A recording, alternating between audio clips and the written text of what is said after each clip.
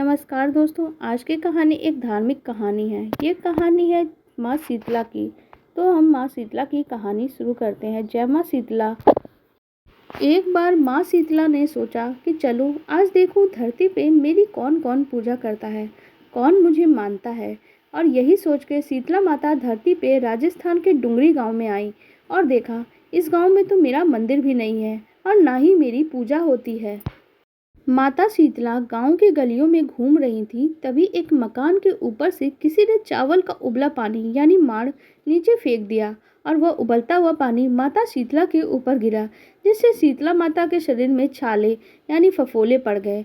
सीता माता के पूरे ही शरीर में जलन होने लग गई। शीतला माता गांव में इधर उधर भाग भाग कर चिल्लाने लगे, अरे मैं जल गई, मेरा शरीर तप रहा है, जल रहा है, कोई तो मेरी मदद करो।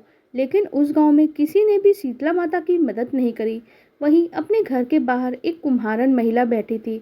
उस कुम्हारन ने देखा कि वह बूढ़ी माई तो बहुत जल गई है और इनके पूरे शरीर में तपन हो रही है। इनके पूरे शरीर में छाले और फफोले पड़ गए हैं और ये तपन सहन नहीं कर पा रही हैं। तब उस कुम्हारन ने कहा, माँ तू यहाँ आकर बैठ, मैं तेरे शरीर के ऊपर ठंडा पानी डालती हूँ।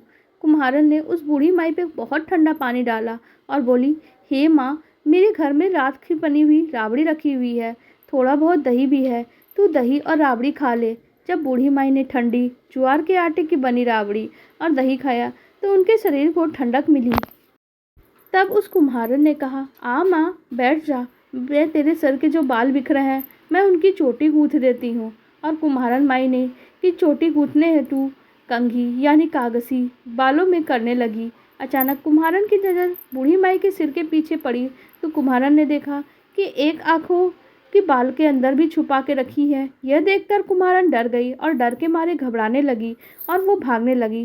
तभी उस बूढ़ी माई ने कहा, रुक जा बेटी, तू डर मत, मैं कोई भूत प्रेत नहीं हूँ, मैं तो शीतला देवी हूँ। मैं तो इस धरती पे यह देखने आई थी कि कौन मुझे मानता है, कौन मेरी पूजा करता है। इतना कह के माता चार भुजा वाली हीरे जवाहरात के आभूषण पहने, सिर पे स्वर्ण मुकुट धारण किए अपने असली रूप में प्रकट हो गईं। माता के दर्शन कर कुम्हारन सोचने लगी, मैं इस गरीब को माता को कहाँ अब बैठाऊँ। तब माता बोली, हे बेटी, तू किस सोच में पड़ गई। तब उस कुम्हारन ने हाथ जोड़कर आंखों से आंसू बहाते हुए कहा, हे माँ, मेरे घर में तो चारों तरफ दरिद्रता ही बिखरी हुई है, मैं आपको कहाँ बैठाऊं। ना मेरे घर में चौकी है, ना बैठने का आसन। तब शीतला माता प्रसन्न होकर उस कुम्हारन के घर में खड़े उस गधे पर बैठकर एक हाथ में झाड़ू, दूसरे हाथ में डलिया लेकर उस कुम्हारन के घर की दरिद्रता को झाड़ देती हैं और डलिया में भर के फेंक देती हैं और उस कुम्हारन से कहती है, हे बेटी, मैं तेरी सच्ची भक्ति से प्रसन्न हूँ, अब जो तुझे चाहिए वो वरदान मुझसे मांग ले। कुम्हारन ने हाथ जोड़ के कहा, हे माता, मेरी इच्छा है आप इसी डुंगरी गांव में स्थापित होकर यहीं रहो और जिस प्रकार से आपने मेरे घर की दरिद्रता को अपने झाड़ू से साफ करके दूर कर दिया, ऐसे ही आपको जो भी होली के बाद की सप्तमी को भक्ति भाव से पूजकर आपको ठंडा जल, दही और बासी ठंडा भोजन चढ़ाए, उसके घर की दरिद्रता को साफ करना, आपकी पूजा करने वाली नारी जाति महिला का अखंड सुहाग रखना, उनकी गोद हमेशा भरी रखना। साथ ही जो पुरुष शीतला माई की नाई के यहाँ बाल न कटवाएं, धोबी के कपड़े न धुलने दें, पुरुष जो आप पर ठंडा जल चढ़ाएं, नारियल फूल इत्यादि चढ़ाकर परिवार सहित ठंडा और बासी भोजन करें, उनके काम धंधे में विस्तार देना, उनके गरीबी कभी घर न आए, उनकी दरिद्रता कभी घर न आए।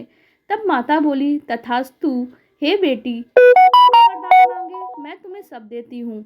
हे बेटी, मैं तुझे आशीर्वाद देती हूँ कि मेरी पूजा का मुख्य अधिकार इस धरती पर सिर्फ कुम्हार जाति का ही होगा। तभी उसी दिन से डुंगरी गांव में शीतला माता स्थापित हो गई और उस गांव का नाम हो गया शील की डुंगरी। शील की डुंगरी में शीतला माता का एक मुख्य मात्र मंदिर है। शीतला सप्तमी को वहां बहुत विशाल मेला लगता है। इस कथा को पढ़ने से घर की दरिद्रता नाश होने के साथ सभी का कल्याण होता है। जय शीतला माता।